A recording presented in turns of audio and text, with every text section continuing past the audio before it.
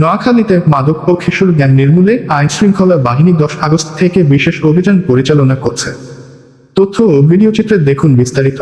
নোয়াখালীতে মাদক ও কিশোর গ্যাংয়ের দৌরাত্ম্য দমনে আইনশৃঙ্খলা বাহিনী নিয়মিত যৌথ অভিযান পরিচালনা করছে।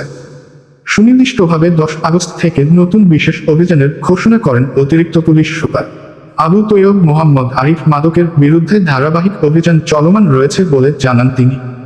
পুলিশ ও মাদকদ্রব্য নিয়ন্ত্রণ অধিদপ্তর ডিএনসি নিয়মিত যৌথ অভিযান চালাচ্ছে। সম্প্রতি নোয়াখালীতে বিপুল পরিমাণ ইয়াবাসহ মাদক কারবারিরা গ্রেপ্তার হয়েছে। কিশোর গ্যাং ও স্থানীয় অপরাধীদের তৎপরতা রোধে নজরদারি বাড়ানো হয়েছে। নোয়াখালীতে কিশোর গ্যাং ও মাদকের বিরুদ্ধে জনসচেতনতা সৃষ্টির লক্ষ্যে একটি মতবিনিময় সভাও করেছেন অতিরিক্ত পুলিশ সুপার আবু তৈয়ব মোহাম্মদ আরিফ।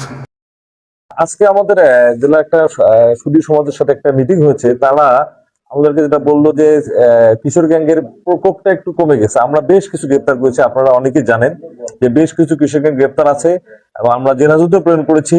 তারা বিভিন্ন সময় জেল থেকে জামিনও পেয়েছে। আবার আমরা অনেকে ধরে নিয়ে এসে পরিবারের কাছে, যারা অপরাধ সংগঠন করেনি তাদের পরিবারকে ডেকে মুসলেকার মাধ্যমেও ছেড়েছি।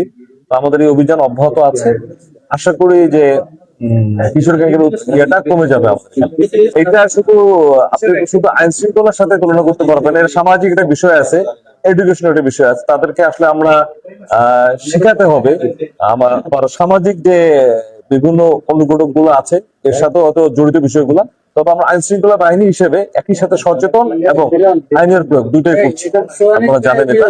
আমরা খুব শীঘ্রই 10 তারিখ থেকে মাদক এবং কিশোর গ্যাংয়ের বিরুদ্ধে আমরা একটা পুরা জেলাব্যাপী আমরা র্যালি এবং আলোচনা সভার আয়োজন করব, যাতে জেলার প্রত্যেকটা ইউনিয়ন ভিত্তিক করে করব আমরা, বিট করে, যাতে মানুষজন সচেতন হয় মাদক এবং কিশোর গ্যাংয়ের বিষয়ে।